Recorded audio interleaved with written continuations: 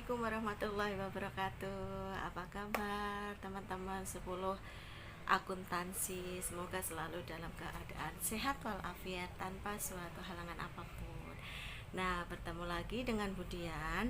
Kali ini materi pada minggu ini kita akan membahas tentang AMDAL. AMDAL itu adalah analisis mengenai dampak lingkungan hidup. Nah, kompetensi dasar yang harus kita pelajari yaitu yang pertama mengevaluasi AMDAL dan yang kedua melakukan kajian tentang AMDAL pada lingkungan sekitar.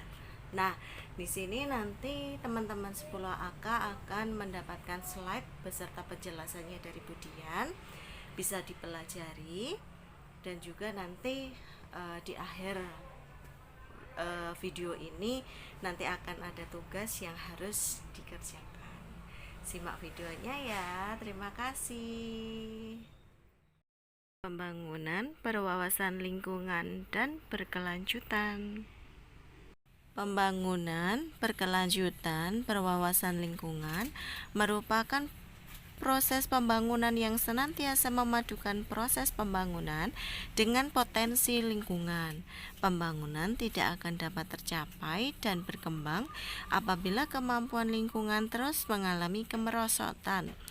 Demikian pula halnya, lingkungan tidak akan dapat dilindungi dan dipelihara apabila pembangunan di suatu negara itu rendah kualitasnya sehingga tidak mempunyai cukup dana dan teknologi untuk menjaga dan memelihara lingkungan. Tujuan pembangunan berwawasan lingkungan.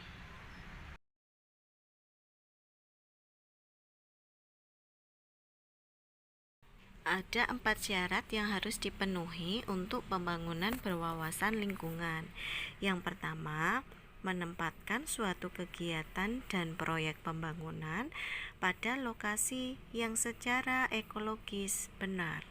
Yang kedua, pemanfaatan sumber daya alam tidak boleh melebihi potensi pelestariannya serta upaya mencari sumber daya alam alternatif. Yang ketiga, pembuangan limbah tidak boleh melebihi ambang batas. Dan yang keempat, perubahan fungsi ekologis tidak boleh melebihi kapasitas daya dukung lingkungan. Nah, setelah kita tadi belajar tentang pembangunan berwawasan lingkungan dan berkelanjutan, sekarang kita masuk ke materi AMDAL-nya itu sendiri. Apa sih AMDAL? Kita akan belajar mengenai pengertian AMDAL, terus ada juga pendekatan studi AMDAL, terus ada juga apa itu yang dinamakan pemrakarsa, dan juga penyusun AMDAL itu siapa aja, terus ada penilaian AMDAL, terus ada juga manfaat dari AMDAL. Terus disimak videonya, jangan lupa.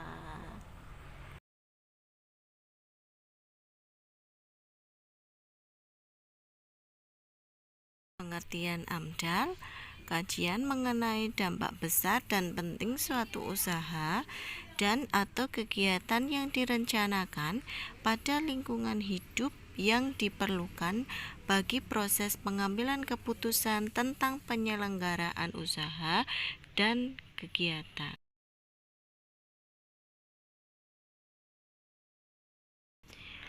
Ada dampak pembangunan berwawasan lingkungan. Yang pertama ada dampak positif dan ada dampak negatif. Contohnya adalah pembangunan jalan tol. Nah, di suatu daerah itu ada pembangunan jalan tol, maka jalan tol tersebut ada dampak positif dan juga dampak negatifnya.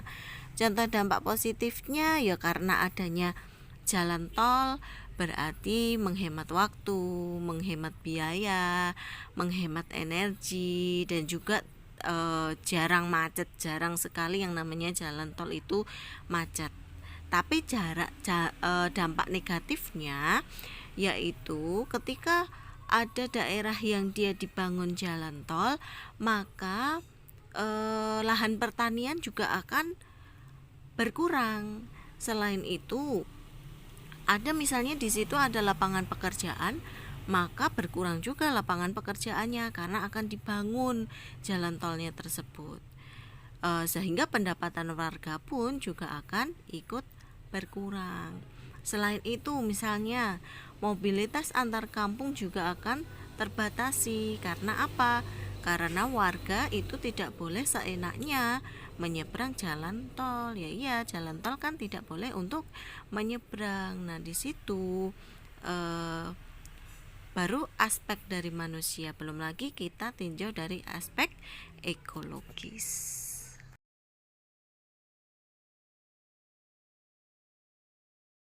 Selanjutnya ada pendekatan studi AMDAL. Ada 4 pendekatan studi ya, bisa dibaca.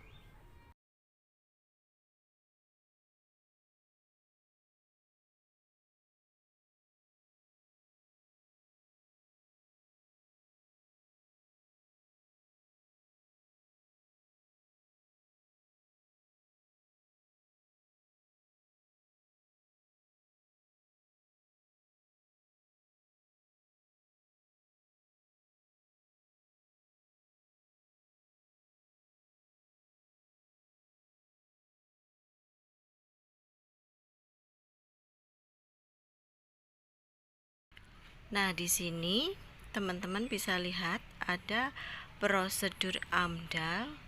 Nah, di situ cara pengajuan, kalau misalnya di situ ada kegiatan dari pemrakarsa. Apa sih pemrakarsa itu? Pemrakarsa adalah orang atau badan usaha yang mempunyai rencana untuk melakukan suatu usaha atau kegiatan. Kata lainnya, pemrakarsa itu adalah investor dari usaha atau kegiatan yang direncanakan. Tugasnya pemrakarsa itu adalah menyusun analisis dampak lingkungan hidup dan juga rencananya dan juga pemantauannya. Nah, penyusun AMDAL itu biasanya adalah konsultan yang dia itu memang merupakan badan atau lembaga yang telah memiliki sertifikasi sebagai badan yang memiliki kewenangan melakukan studi AMDAL. Bentuk hasil kajian AMDAL itu ada 5 dokumen. 1. Dokumen kerangka acuan analisis dampak lingkungan hidup atau KANDAL. Yang kedua, dokumen analisis dampak lingkungan hidup. Yang ketiga, dokumen rencana pengelolaan lingkungan hidup. Yang keempat, dokumen rencana pemantauan lingkungan hidup. Yang kelima, dokumen ringkasan. Cukup sekian dari Budian. Bila ada salah kata, Budian minta maaf. Sampai di sini kita ketemu di video selanjutnya. Assalamualaikum warahmatullahi wabarakatuh.